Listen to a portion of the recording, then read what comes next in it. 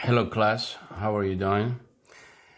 I'm going to have a very short video regarding the applications of the gradient. Gradient has many applications, and sometimes we represent it by del of a function f, and if it's in R2 is the partial derivative of x and partial derivative of y. And this is when I talk about the partial derivative, I'm talking about a vector. Gradient is always a vector. And in R3 is going to be partial derivative of x, partial derivative of y, and partial derivative of z. And in R4 is going to be add another variable. And one of the applications, as we discussed before, it provides you with the greatest or the slowest rate of change. When I talk about gradient is a vector, I'm talking about the direction. It gives you the direction that gives the direction that provides you with the greatest or the slowest rate of change. That was one of the applications. Another application, we knew gradient is always going to become normal to the level curve and also normal to the level surface. Therefore, since it's normal to a level surface, I can, and this represented by a surface, at the point of 2 and 25, I can write the equation of a tangent plane. Okay, what is the equation of a plane? A, x minus x naught. This is a distinct point, plus b times y minus a y naught, plus c, z minus z naught. And remember, x naught, y naught, and z naught are distinct point. X, y, z are arbitrary point, and a and b and c is your directional number, which represented by a vector, and the vector is normal, must be normal to that plane. One of the application of the gradient, it provides you with that a and a b and a c. Therefore, if I want to take that surface, first of all, remember, if I take my z a constant, that curve is an ellipse. If I make my y constant, in that xz, the curve, the plane curve is going to be a parabola. And if I take this x constant, that plane is going to be a parabola also too. Therefore, this is a surface. For every ordered pair, you only have one z value, and that surface does represent a function. And I want to be able to find this the gradient. Because I need partial derivative with respect to x, partial derivative with respect to y, partial derivative with respect to z, I have to write this one as the explicit form of a function, which all the x, y, z must be in one side. Therefore, I'm going to call that function a w of x, y, and z, and I'm going to move everything to one side. Therefore, that z is going to go to other side. It become a z. The only reason I took the z to other side, that negative become a positive.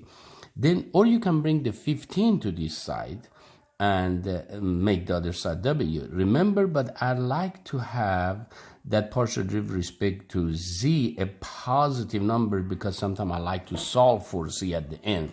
And if you keep the z here, then you have to divide everything by a negative. Therefore, I have z minus 3x squared minus 2y squared plus 15. And the gradient of a w is partial derivative with respect to x, partial derivative with respect to y, and partial derivative with respect to z. But I need the gradient at that point, which is 2 and a 2 and a 5. Therefore, that gradient is going to become negative 12. Negative 4 times 2 is a 8 and a 1. Therefore, this vector is normal to that surface only at that point. Therefore, if you want to write the equation of a tangent plane, that gradient, it becomes your normal vector. Therefore, your plane is going to become negative 12 times x minus x naught, and your x naught here is 2, plus 8, y minus a 2, plus 1, z minus a 5, equal to 0. If I simplify this, that's become negative 12x plus 8y plus a z, and I'm going to move my all constant to other side. That's negative 5 become a 5. That negative 16 go to other side, become plus, and that positive 24, it become negative 24. And if I combine all of that, that become a negative 3. But the question is, this is equation of a plane tangent to that surface at that point. But I bet you that plane, it has an angle of inclination. Remember, if you assume these two piece of paper as a plane, the angle between these two planes is 0. But as I move that plane, you are really moving your normal vector while you are keeping this normal vector intact.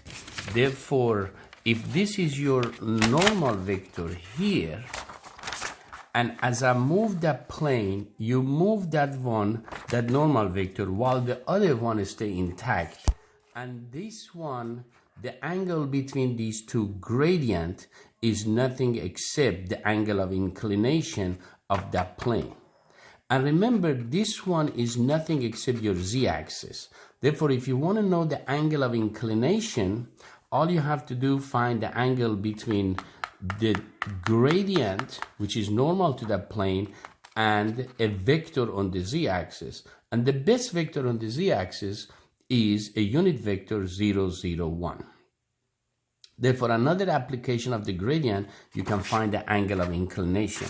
And if you remember on previous chapter, the angle between two vectors, it was always defined by a cosine of theta, u dot with a v, with the magnitude of the u, magnitude of the v. And the angle was equal to inverse cosine of u dot with v, with the magnitude of the u, with the magnitude of the v.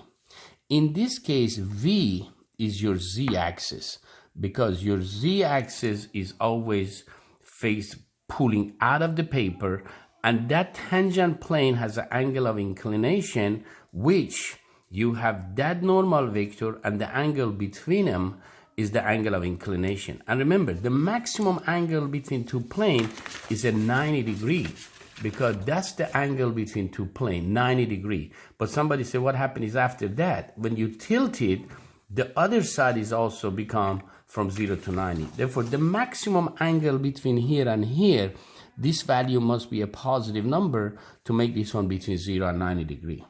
But that v is a unit tangent vector 0, 0, 1, and that u is the gradient of the surface. Therefore, if I want to find the angle of inclination of that plane, what is my gradient? Negative 12, 8, and a 1.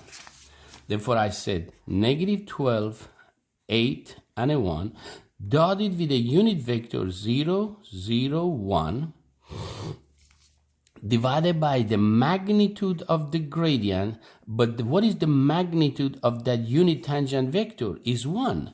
Therefore, the formula is going to become inverse cosine of the gradient dotted with a unit vector, and that unit vector is nothing except a k over the magnitude of the gradient. Therefore, that's another application of the gradient, because it will give you the what? The angle of inclination of the between a plane and the z-axis. And the magnitude of this one is nothing except negative 12 squared plus 8 squared plus 1.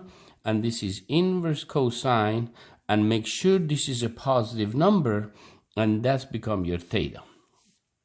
Therefore, your theta is going to become inverse cosine of 1 over the square root of 144 plus 64 plus 1. And remember, that number is very close to almost a 0. And cosine of what angle is 0? 90 degrees. Therefore, I can approximately say this is very close to 87 degrees. I just made an assumption. I'm not sure 100%. Therefore, if I go right here, and if I say I'm going to make my degree, my mode in terms of a degree, and say, what is the inverse cosine of 1 divided by the square root of 144 plus 64 plus 1, get out of that one, of the square root, close parenthesis, that angle is 86.03. I wasn't really that far off. Therefore, this is approximately 86.03. Therefore, from today, you have to know another application of the gradient is finding the angle of inclination of, which is the gradient dotted with a k over the magna of the gradient, and that gradient is nothing except your normal vector to your plane, and normal vector to your plane is the same as the gradient of the surface at that point. Thank you.